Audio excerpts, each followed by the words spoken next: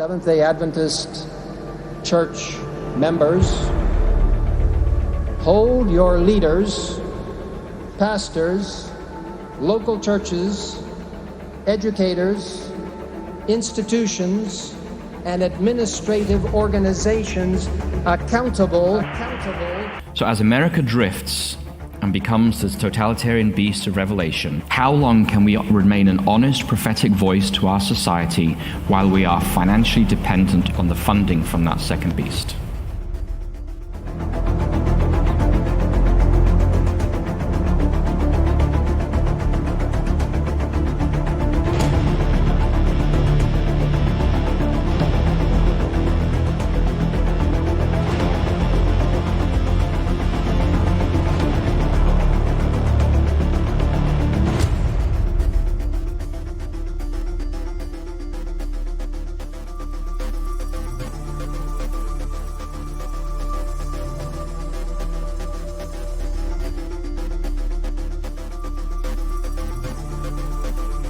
Employers are quoting from the Adventist Church's website and using what the Adventist Church has stated, its position on vaccinations and mandates, against its own members.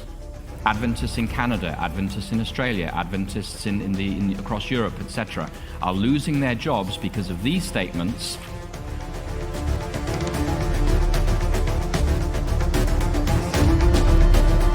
The physical therapist who lost her job because her employer found a statement on the Adventist website, this sermon is for you.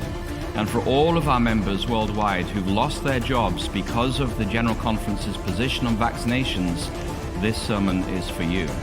And for our church leaders, I respectfully say this in love, this sermon is for you as well.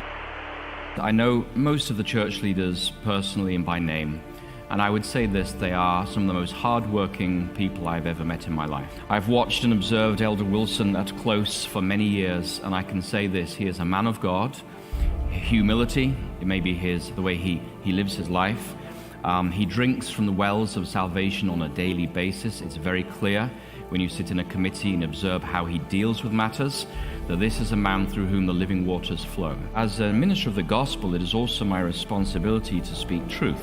Today I want to share the truth in love, not because I'm superior or better, but because I'm inundated with people connecting with me and saying, I'm about to lose my job, what can I do?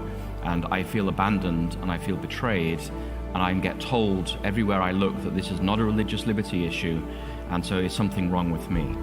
And so I'm speaking today on behalf of the countless Adventists worldwide who are struggling with a sense of alienation. For every member who's lost your job out there, for every member who's feel pressured to take a vaccine and has maybe suffered side effects and nobody really cares, for every member who's now struggling about whether to take a vaccine or not, and your employer has denied you access to a religious waiver because of these statements that have been issued by the World Church, you're not on your own.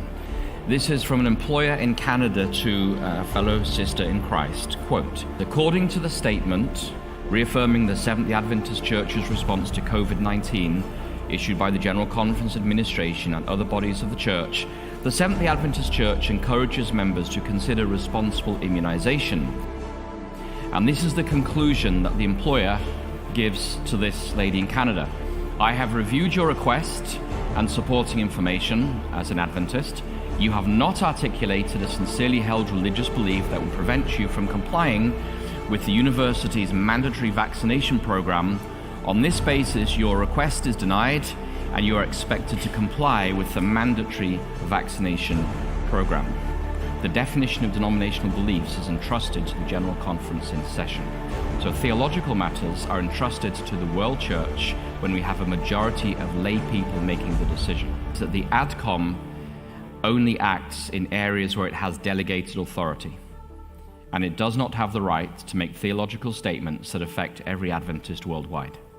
Nowhere, ever, in Adventist history have the members via the session, General Conference in full session, or the ADCOM or the Executive Committee ever authorized this group of people to make such a statement.